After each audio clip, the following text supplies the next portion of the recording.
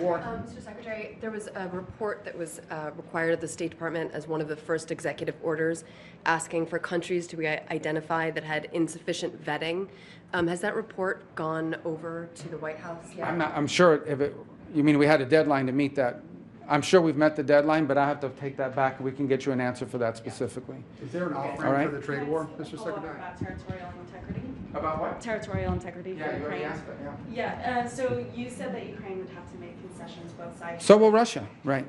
What is your description of territorial integrity when it comes to Ukraine? Is it Guys, again, that's what we're going to have. Let's please. I get it, but let me just put it to you this way. There's two processes here. Process number one is how can we get shooting to stop? Because we think it's very difficult to negotiate peace while there's still shooting going on and attacks. What can we do to get that to stop to the extent possible? How can we get as much hostility as possible to stop so we can get to phase two of this process, which is negotiating these things that you're asking me about?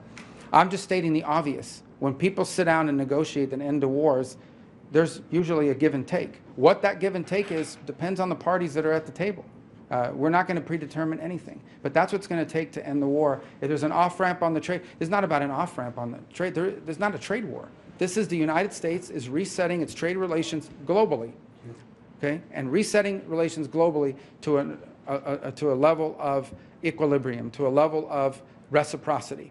And then once that's reset, we can then engage in the process of bilateral talks with Japan, with the UK, with France, with Germany, with the EU, whoever, to figure out, okay, how do we reset our trade relations so that it's fair? Because right now it's not fair.